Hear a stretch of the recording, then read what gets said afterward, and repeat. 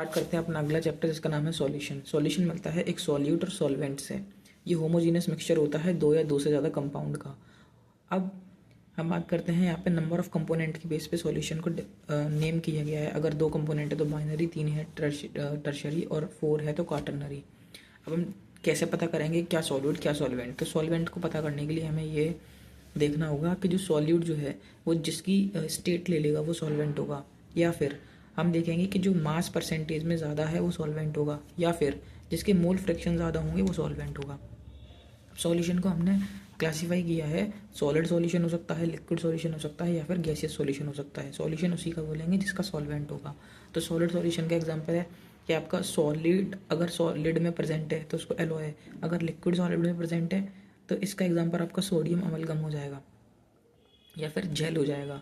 और अगर गैस आपका सॉलिड में प्रेजेंट है तो इसका एग्जांपल फॉर्म हो जाएगा सॉलिड फॉर्म, या फिर इसके अलावा हाइड्रोजन या एब्जर्व हो जाती है जो कि मेटल सरफेस पे वो हो जाएगा। फिर अगर लिक्विड सॉल्यूशन में आपका एग्जांपल है आपका सॉलिड अगर लिक्विड में है तो सॉल्ट्स होगा सॉल्यूशन जो हम देखते हैं।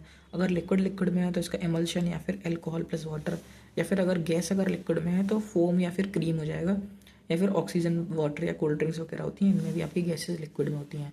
इसके बाद अगर गैसियस सॉल्यूशन की बात करें तो सॉलिड अगर गैस में है तो इसका एग्जांपल है कैम्फर हो गया, या फिर आयोडीन हो गया, या फिर नेपथलीन हो गया, एरोसोल और स्मोक भी इसके एग्जांपल है।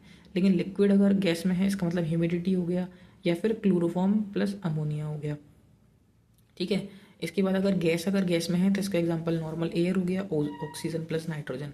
अब हम बात करते हैं सॉल्युबिलिटी की। तो सॉल्युबिलिटी का मतलब होता है सॉलिड की गैस में हम बात करेंगे कि सॉलिड गैस में कितना सॉल्युबल है, गैस की लिक्विड में बात करेंगे और यहाँ पे हम हेनरी लॉ पढ़ेंगे, और लिक्विड की लिक्विड में बात करेंगे तो यहाँ पे हम वेपर प्रेशर यानी कि रेनॉल्ड्स लॉ से पढ़ेंगे। अब हम यहाँ पे एक टर्म लिखा हुआ है एजियोट्रॉप। एजियोट्रॉप का मतलब क्या होता है? ये दो नॉन आइडियल सॉल्यूशन होते हैं उनका मिक्सचर होता है। ठीक है। अब यहाँ पे दो नॉन आइडियल मिक्सचर लिक्विड है उनका सॉल्यूशन है, और ऐसा सॉल्यूशन है कि अब इसका जो बॉइलिंग पॉइंट है वो कांस्टेंट हो गया है। अब इसको डिस्टिलेशन करो उससे अलग ही नहीं कर सकते इस कंपोजिशन को। तो यहाँ पे दो तरह की होती हैं, एक मिनिमम बॉइलिंग एक्जियोट्रॉप्स और एक मैक्सिमम बॉइलिंग एक्जियोट्रॉप्स। तो मतलब ऐसा मिक्सचर बनने के बाद अगर ऐसा जो नया मिक्सचर फॉर्म हुआ है दो नॉन आइडियल सॉल्यूशन से, उनका अगर बॉइलिंग पॉइंट इतना कम है कि उन दोनों कॉन्स्टिट्यूएंट का भी इतना कम नहीं है तो वो मीडियम बॉइलिंग पॉइंट है। और अगर उन दोनों का इतना ज़्यादा हो गया है कि उन दोनों के किसी भी कॉन्स्टिट्यूएंट का इतना ज़्यादा नहीं था तो फिर वो मैक्सिमम बॉइलिंग एजियोट्रॉप होगा। लेकिन अगर आपके आइडियल सॉल्यूशन का मिक्सचर है तो उसको जियोट्रॉप्स बोलेंगे, और इनके बारे में हम आगे भी देखते हैं। तो मैक्सिमम अमाउंट ऑफ सॉल्यूट जो कि भी ऐड किया जा सकता है किसी पार्टिकुलर टेम्परेचर पे, उसको हम सॉल्युबिलिटी बोलते हैं 1 लीटर ऑफ सॉल्यूशन में। ठीक है। तो जो सॉल्यूशन है यहाँ पे तीन तरह की हो सकती हैं, अनसैचुरेटेड, सैचुरेटेड और सुपर सैचुरेटेड। अब हमें यहाँ पे एक बात याद रखनी है कि मोलैरिटी और मोलैलिटी प्योर वाटर की जो होती है वो आपकी 55.55 होती है। ठीक है। अब हम बात करते हैं कि फैक्टर कौन कौन से हैं जो सॉल्युबिलिटी को अफेक्ट करेंगे। तो सबसे पहला फैक्टर है नेचर ऑफ सॉल्यूट और सॉल्वेंट। तो जो लाइक है वो लाइक को डिजोल्व करेगा, जैसे कि आपका KCl हो गया, NaCl हो गया। ठीक है। पोलर पोलर को सॉल्व करेगा और नॉन पोलर को, जैसे कि आपका नॉन पोलर में बेंजीन हो गया, CCl4 हो गया, ये डिजोल्व हो जाएंगे, या फिर CS2 या Br2 हो गया। ठीक है। इसके अलावा हमें एक चीज़ समझनी होगी कि यहाँ पे एंट्रोपी, अगर आप सॉलिड से लिक्विड में जा रहे हो तो यहाँ पे आपकी एंट्रोपी बढ़ रही है, एंट्रोपी का चेंज आपका पॉजिटिव है यहाँ पे। इसके अलावा टेम्परेचर और यहाँ पे इफेक्ट करेगा। टेम्परेचर में अगर आपकी एंडोथर्मिक रिएक्शन है तो टेम्परेचर बढ़ाने पे सॉल्युबिलिटी बढ़ेगी, लेकिन एक्सोथर्मिक रिएक्शन है तो आपकी टेम्परेचर बढ़ाने पे आपकी सॉल्युबिलिटी घटेगी। तीसरा फैक्टर प्रेशर है।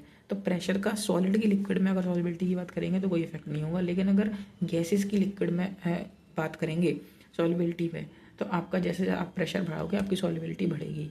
जैसे कि हम कोल्ड ड्रिंक्स में देखते हैं कि हाई प्रेशर पे आपको CO2 जो ड्रिंक्स होती हैं उसमें कार्बोनेटेड ड्रिंक्स में आपको हाई प्रेशर मिलता है, लेकिन प्रेशर बढ़ाने पे सॉलिड एंड लिक्विड में आपकी कंसंट्रेशन ज़रूर बढ़ेगी क्योंकि वॉल्यूम कम हो रही है। ठीक है। अब हम बात करते हैं एंट्रोपी की। तो एंट्रोपी का मतलब रेंडमनेस होता है। सॉलिड से लिक्विड, लिक्विड से गैस जाओगे तो एंट्रोपी बढ़ेगी, गैस से लिक्विड, लिक्विड से सॉलिड जाओगे तो एंट्रोपी घटेगी। अब solubility of gas and liquid के बारे में बात करें तो यहाँ पे हम एग्जांपल लेते हैं CO2 और H2O है, तो यहाँ पे आपका एक्वस CO2 यानी कि आपका जो आपका पानी में CO2 है तो यहाँ पे आपकी एनर्जी रिलीज होती है, ये एंडोथर्मिक प्रोसेस होती है। तो यहाँ पे आपको अगर टेम्परेचर बढ़ाओगे तो सॉल्युबिलिटी कम होगी, तो यहाँ पे आपको टेम्परेचर कम रखना पड़ता है। ठीक है। तो फैक्टर कौन कौन से हैं जो आपकी solubility of gas and liquid को इफेक्ट करते हैं? सबसे पहले तो लाइक डिसॉल्व लाइक, तो यहाँ पे भी आपकी हाइड्रोजन बॉन्डिंग वगैरह हो गया, या फिर लाइक केमिकल्स जो हैं वो लाइक में डिसॉल्व करते हैं। हाइड्रोजन बॉन्डिंग होगी अगर तो फिर बहुत ज़्यादा अच्छे से डिजोल्व होगा। इसके बाद हम देखते हैं कि यहाँ पे फोर्स ऑफ अट्रैक्शन जो है वो अगर मॉलिक्यूल्स के बीच में है तो उसके डायरेक्टली प्रोपोर्शनल होता है। हम रियल गैस इक्वेशन में भी जो ए टर्म पढ़ते हैं वो फोर्स ऑफ अट्रैक्शन को डिनोट करता है, और ये टेम्परेचर के डायरेक्टली प्रोपोर्शनल होता है। अगर आप टेम्परेचर बढ़ाओगे तो फोर्स ऑफ अट्रैक्शन आपका बढ़ेगा, टेम्परेचर घटाओगे तो फोर्स ऑफ अट्रैक्शन आपका घटेगा।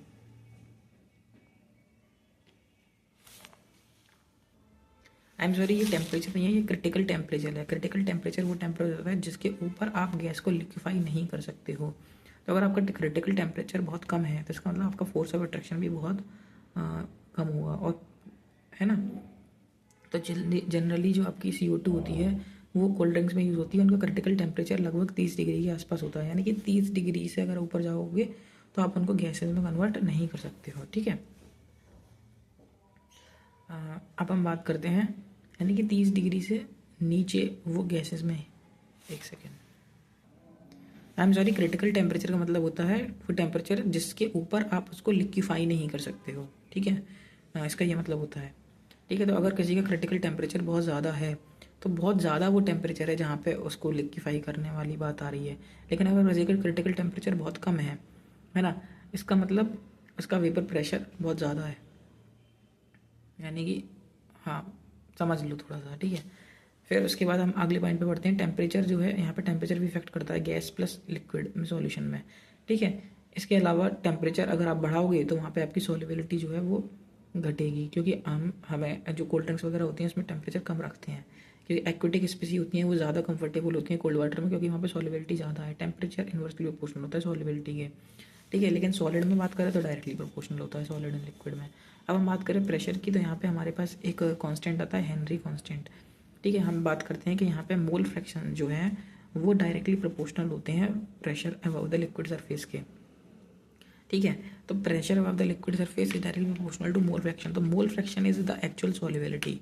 तो जब यहाँ पे सॉल्युबिलिटी का जब आप कांस्टेंट देखोगे तो यहाँ पे आपका के आएगा, KH कांस्टेंट आएगा।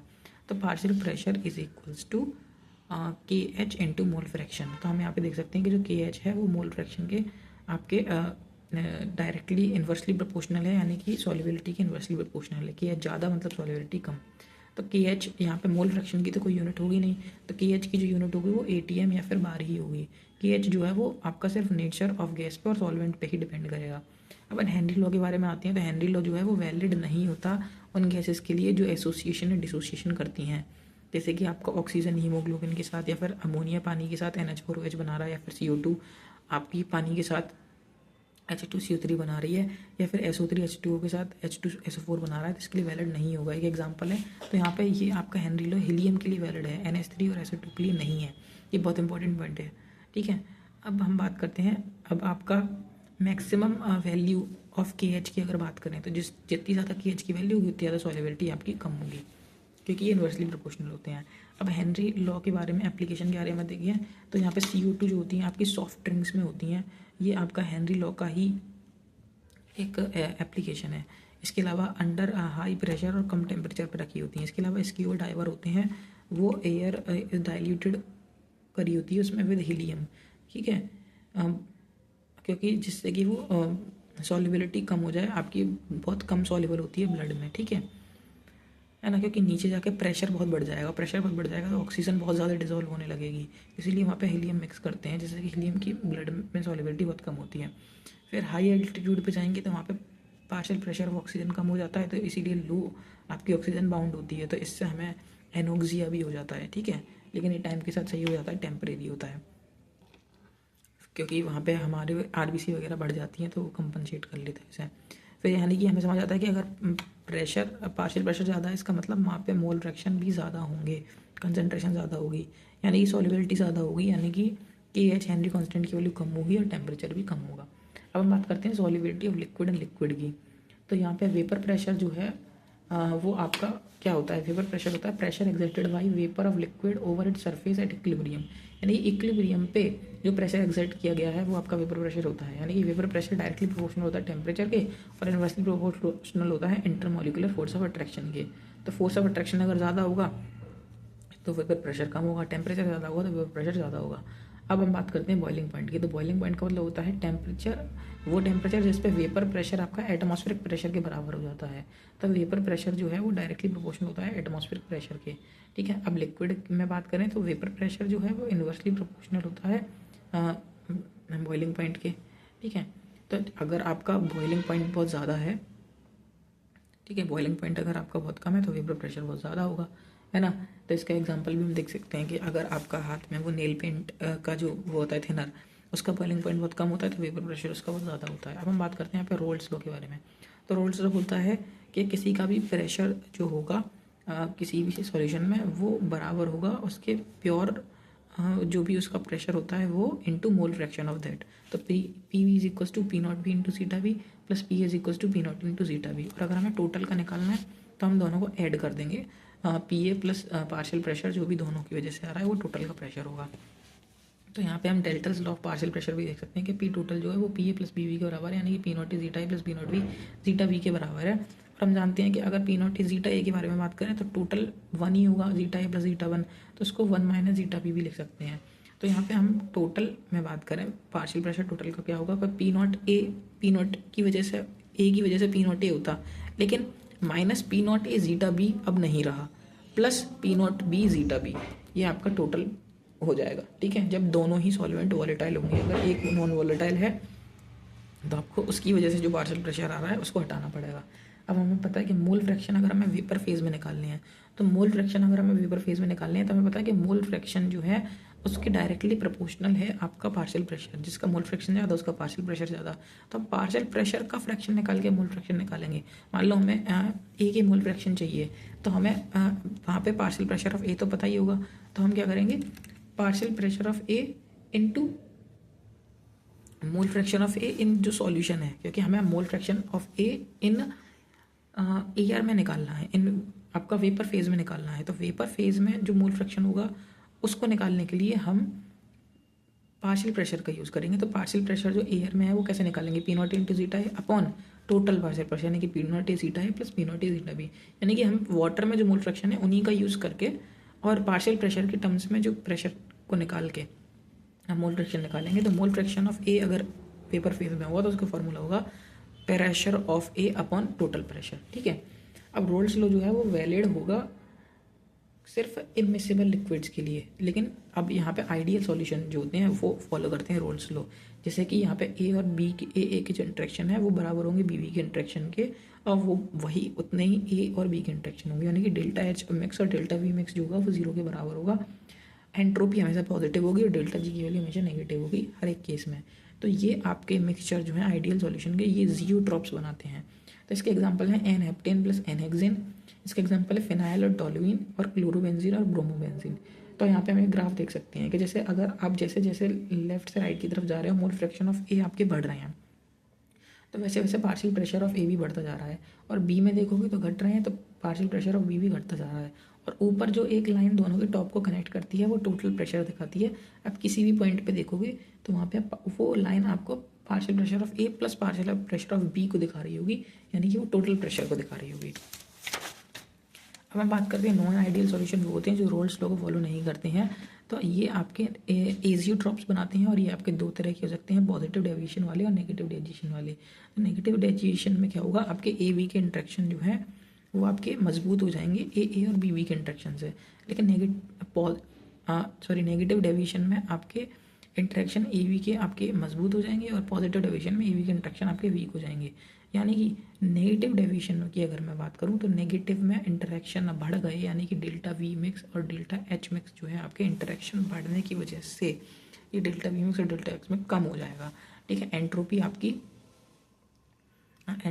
बढ़ जाए, एंट्रोपी पॉजिटिव है और डेल्टा जी नेगेटिव है, लेकिन यहाँ पे आपका जो पॉजिटिव डेविएशन है वहाँ पे इंटरेक्शन आपकी लूज हो गई, तो डेल्टा वी मिक्स और डेल्टा एच मिक्स आपका पॉजिटिव हो जाएगा। तो हमें एग्जांपल याद रखने हैं, ठीक है। तो ये आपका जो है दोनों ही रोल्स को फॉलो नहीं करेंगे। तो पॉजिटिव डेविएशन जहाँ आ रहा है उसका एग्जांपल है ethanol plus water, methanol plus water. इसके अलावा आपका एसीटोन CCl4 के साथ, एसीटोन CS5 के साथ, एसीटोन HF के साथ, एसीटोन इथेनॉल के साथ, ठीक है। तो आप किसी एक याद रख लो तो बाकी के आपको याद रखने में कोई दिक्कत नहीं होगी, ठीक है। तो बस अगर एक तरीका है इसको याद रखने का कि एसीटोन अगर क्लोरोबेंजीन के साथ है तो वो आपका नेगेटिव दिखा रहा है, बाकी सब में एसीटोन आपका पॉजिटिव दिखा रहा है। ठीक है, एसीटोन क्लोरोबेंजीन के साथ है तो वो नेगेटिव दिखा रहा है। और इथेनॉल वाटर मेथनॉल वाटर आपका पॉजिटिव दिखा रहा है। ठीक है, तो ये आप ऐसे याद रख सकते हो। अब हम इजी ड्रॉप्स के बारे में आएंगे। तो इजी ड्रॉप्स ये ऐसे लिक्विड होते हैं, दो लिक्विड नॉन आइडियल लिक्विड्स का ऐसा मिक्सचर है जो सिंगल लिक्विड की तरह बिहेव कर सकता है। इसको हमें सेपरेट करने के लिए हमें स्टीम डिस्टिलेशन या फ्रैक्शनल डिस्टिलेशन यूज़ नहीं करना है, इनको हमें एजियोटॉप डिस्टिलेशन से यूज़ करके हम इनको अलग कर सकते हैं। अब हम बात करते हैं कॉलिगेटिव प्रॉपर्टी के बारे में। तो जो कॉलिगेटिव प्रॉपर्टी होती है वो डिपेंड करती है अमाउंट ऑफ सब्सटेंस पे। तो यहाँ पे आपका 4 कॉलिगेटिव प्रॉपर्टी हम पढ़ेंगे। Relative lowering in vapour pressure, depression in freezing point, elevation in boiling point और ऑस्मोटिक प्रेशर। तो जो नॉन वॉलेटाइल सॉल्यूट होंगे, जब हम इसको ऐड करेंगे अगर हम किसी भी सॉल्यूशन में, तो होगा क्या, वहाँ पे नॉन वॉलेटाइल सॉल्यूट ऐड करने से आपका वेपर प्रेशर कम होगा और बॉइलिंग पॉइंट बढ़ जाएगा। यानी कि आपका बॉइलिंग पॉइंट अगर कम है इसका मतलब वेपर प्रेशर ज़्यादा है ना। तो इसका एग्जांपल हम वापस से थेयर का एग्जांपल लेते हैं। तो अगर आपका बॉइलिंग पॉइंट कम है तो वेपर प्रेशर रूम में ज़्यादा हो जाएगा। अब हमें यहाँ पे कॉलिगेटिव प्रॉपर्टी यानी कि नंबर ऑफ सब्सटेंस पे डिपेंड कर रही है अमाउंट पे। यानी कि यहाँ पे कॉलिगेटिव प्रॉपर्टी यानी कि वेंट ऑफ फैक्टर आता है। वेंट ऑफ फैक्टर का मतलब होता है कि कितने टाइम्स आपके नंबर ऑफ मोल जो सब्सटेंस बढ़ गया। डिसोसिएट या एसोसिएशन के केस में इसको यूज़ करेंगे। लेकिन जिनका आपका जो आपके स्ट्रॉन्ग इलेक्ट्रोलाइट होंगे वो पूरे के पूरे टूट जाएंगे, या फिर आपके जो वीक इलेक्ट्रोलाइट होंगे उनमें कुछ डिग्री ऑफ एसोसिएशन या डिग्री ऑफ डिसोसिएशन होगा। लेकिन जो आपके नॉन इलेक्ट्रोलाइट होंगे उनकी आई की वैल्यू हमेशा 1 होगी, क्योंकि ना वो इलेक्ट्रोलाइट नहीं है, इसका मतलब वो डिसोसिएट नहीं कर रहे ना वो एसोसिएट कर रहे हैं। तो वेंट ऑफ फैक्टर्स हम निकालेंगे। तो वेंट ऑफ फैक्टर निकालने के लिए हम अगर नंबर ऑफ पार्टिकल के बारे में बात करें तो डिसोसिएशन के केस से याद रखते हैं कि जो नंबर ऑफ पार्टिकल आफ्टर हैं अपॉन बिफोर वाले। ठीक है, फिर इसके बाद हम अगर ऑब्जर्व कॉलिगेटिव प्रॉपर्टी के टर्म्स में लिखें तो भी सेम आएगा, ऑब्जर्व्ड वाली अपॉन कैलकुलेटेड वाली। या फिर हम कैलकुलेटेड अब हमें याद रखना है कि जब हम डिसोसिएशन का केस देख रहे हैं तो हम देखो डिसोसिएशन के केस में अब देखो नंबर ऑफ पार्टिकल बढ़ेंगे तो मोलर मास कम हो रहा है। तो मोलर मास के केस में ये उल्टा हो जाएगा, नॉर्मल अपॉन एबनॉर्मल। एबनॉर्मल वो वाला है जो टूटने के बाद हो रहा है ना। लेकिन ये नंबर ऑफ पार्टिकल बढ़ रहे हैं तो मोलर मास कम हो रहा है, तो इसीलिए normal mass upon abnormal molar mass, यानी कि calculated molar mass upon observed molar mass. तो ये आई का फॉर्मूला आपको याद रखना है। तो अब हम बात करते हैं इलेक्ट्रोलाइट अगर स्ट्रॉन्ग है तो फिर आपके वेंट ऑफ फैक्टर की वैल्यू n टाइम्स ही हो जाएगी। जो भी डिसोसिएट जितने भी आयन बढ़ रहे हैं उतने टाइम्स हो जाएगी। लेकिन अगर आपका वीक इलेक्ट्रोलाइट है तो वहाँ पे डिग्री ऑफ डिसोसिएशन अल्फा दे रखा होगा। तो यहाँ पे आपको आई जो होगा वो आपको कैसे निकालना है। मान लो आपके पास 1 था तो 1 में से आपका अल्फा चला गया, 1 माइनस अल्फा। अगर डिसोसिएशन का केस है तो प्लस एन अल्फा, और अगर एसोसिएशन का केस है तो 1 minus alpha plus N plus N alpha आपका उसमें हो जाएगा डिसोसिएशन के केस में, और एसोसिएशन के केस में हो जाएगा अल्फा बाई एन। ठीक है, तो ये आपको ऐसे याद रखना है। अब हम बात करते हैं इफेक्टिव नंबर ऑफ पार्टिकल जो होंगे हमारे पास वो कितने होंगे। वो कॉलिगेटिव प्रॉपर्टी के बराबर होंगे, जो भी आपने मोलैरिटी दे रखी है इनटू आई, वो हमारे पास इफेक्टिव नंबर ऑफ हो जाएंगे। वही कॉलिगेटिव प्रॉपर्टी उसी पे अब डिपेंड करेगी। तो हमारे पास 4 हैं, relative lowering in vapour pressure है, एलिवेशन एंड बॉइलिंग पॉइंट है, डिप्रेशन एंड फ्रीजिंग पॉइंट है, और आपका ऑस्मोटिक प्रेशर है। तो जब भी आपकी कॉलिगेटिव प्रॉपर्टी बढ़ेगी तो ये चारों बढ़ेंगे, लेकिन relative lowering in vapour pressure तो बढ़ेगा लेकिन वेपर प्रेशर कम होगा। क्योंकि लोअरिंग इन वेपर प्रेशर बढ़ने का मतलब क्या है कि फाइनल वेपर प्रेशर कम हो गया है ना। या फिर डिप्रेशन इन फ्रीजिंग पॉइंट का बढ़ने का मतलब क्या है कि फाइनल फ्रीजिंग पॉइंट कम हो गया है। तो जो आपके relative lowering in vapour pressure और आपके फ्रीजिंग पॉइंट ये एक थाली में रहते हैं, और ऑस्मोटिक प्रेशर और एलिवेशन इन बॉइलिंग पॉइंट ये आपके एक थाली में रहते हैं। तो यानी कि जब भी आपसे ये वाले टर्म पूछेगा रिलेटिव लोअरिंग या फिर elevation in boiling point, depression या ऑस्मोटिक प्रेशर, तब तक कॉलिगेटिव प्रॉपर्टी बढ़ने पे हमेशा बढ़ेंगे। लेकिन अगर उसने बॉइलिंग पॉइंट और आपका फ्रीजिंग पॉइंट या फिर वेपर प्रेशर फाइनल पूछ लिया तो इसका आपका उल्टा रिवर्स ऑर्डर हो जाएगा। आपको ये बात हमेशा याद रखनी है, क्योंकि वो ये चीज़ बढ़ने पर वो चीज़ कम हो रही है। ठीक है, अब हम आगे बढ़ते हैं और यहाँ पर हम बात करते हैं एलिवेशन एंड बॉइलिंग पॉइंट और या freezing depression and freezing point के बारे में। तो यहाँ पे ये जो है आपके डायरेक्टली प्रोपोर्शनल होते हैं मोलैलिटी का, और यहाँ पे एक कांस्टेंट आता है मोलर एलिवेशन कांस्टेंट या फिर एबोलियोस्कोपिक कांस्टेंट जब हम बात करते हैं एलिवेशन बॉइलिंग पॉइंट के बारे में, और फ्रीजिंग पॉइंट में जो कांस्टेंट आता है उसका नाम होता है क्रायोस्कोपिक कांस्टेंट, है ना, या फिर फ्रीजिंग मोलल डिप्रेशन कांस्टेंट। ठीक है, तो आपको केवी ऑफ वाटर की आपको वैल्यू याद रखनी है 0.52 और केएफ की वैल्यू आपको याद रखनी है 1.86। तो जो फॉर्मूला आपका डेल्टा टीवी का होगा वो बराबर होगा केबी इंटू एम या फिर आई केबी इंटू एम। ठीक है, और डिप्रेशन इन फ्रीजिंग पॉइंट का फॉर्मूला होगा आई के एफ इंटू एम। ठीक है, अब हम बात करते हैं यहाँ पे ऑस्मोटिक प्रेशर के बारे में। तो ऑस्मोटिक प्रेशर का मतलब होता है सॉल्वेंट का फ्लो होना हाइयर, उसकी हाइयर कंसनट्रेशन से उसकी लोअर कंसनट्रेशन में। ठीक है, लेकिन अगर आप सॉल्यूशन की कंसनट्रेशन के बारे में बात करोगे तो सॉल्यूशन की आपकी लो कंसनट्रेशन से हाई कंसनट्रेशन की तरफ, है ना। अब हम बात करते हैं, अगर हम वेपर प्रेशर के बारे में बात करें तो vapour pressure high vapour pressure से लो वेपर प्रेशर की तरफ, क्योंकि जहाँ ज़्यादा पानी होगा वहाँ हाई प्रेशर होगा, लेकिन जहाँ ज़्यादा पानी होगा वहाँ आपकी सॉल्यूशन की कंसनट्रेशन आपकी कैसी होगी, कम होगी। ये बात समझ में आ गया। और ऑस्मोटिक प्रेशर की भी कम होगी, वहाँ जहाँ पानी ज़्यादा वहाँ ऑस्मोटिक प्रेशर आपका कम।